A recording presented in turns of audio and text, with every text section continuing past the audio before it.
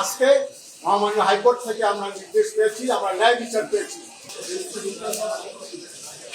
আবেদন জানিয়েছিলাম, কিন্তু আমাদের আবেদন আগেও একবার নিষ্পত্তি হয়েছিল।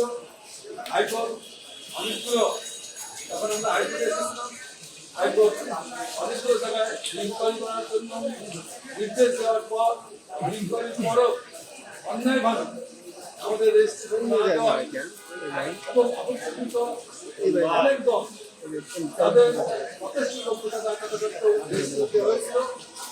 আমরা প্রকাশ করেছিলাম এবং সেই রিপোর্টের পর আজকে ফাইনাল আদেশ হয়, সে আদেশে আমাদের রিট মন্ত্রী হয়, রুল করা হয় এবং নির্বাচন কমিশনকে আগামী 3 মাসের মধ্যে বাংলাদেশ পুলিশকে রেজিস্ট্রেশন দেওয়ার জন্য নির্দেশ দেওয়া হয়েছে।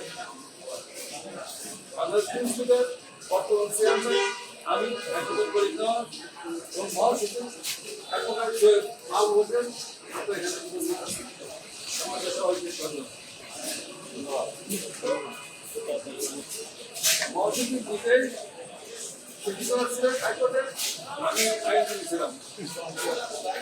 আরেকটু বলেন, আজকে কোর্টে আজকে আমাদের অ্যাক্সিডেন্ট হয়েছে এবং নির্বাচন কমিশনকে বাংলাদেশ ক্রিকেটকে নিবন্ধন দেওয়ার জন্য 3 মাসের মধ্যে আগে আমাদের কিছু ছিল না। আমরা প্রথম যখন 2012 সালে যখন আমরা অ্যাপ্লাই করি তখন আমাদের 83টা উপজেলা এবং 18টা জেলা কমপ্লিট হয়েছে, কিন্তু নিয়ম অনুযায়ী 100 উপজেলা এবং 21টা জেলা দরকার ছিল।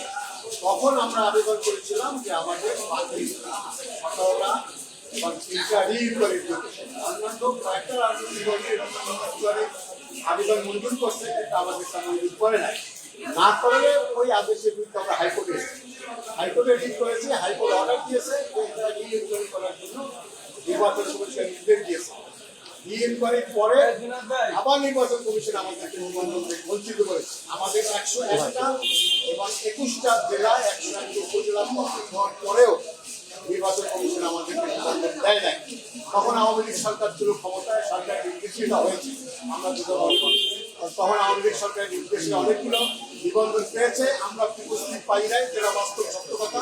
আমরা বিরোধী দলের শরিক দল ছিলাম, যার জন্য আমাদেরকে এই নির্বাচনটা তখনকার স্বৈরাচারী সরকার আমাদেরকে দেয় নাই। আমার বলতে কোনো দ্বিধা নাই। আজকে মহামান্য হাইকোর্ট থেকে আমরা নির্দেশ পেয়েছি, আমরা ন্যায় বিচার পেয়েছি এবং আমাদের পক্ষে আমরা জয়লাভ করেছি। আমরা নিবন্ধনের জন্য মহামান্য হাইকোর্ট নির্দেশ দিয়েছে।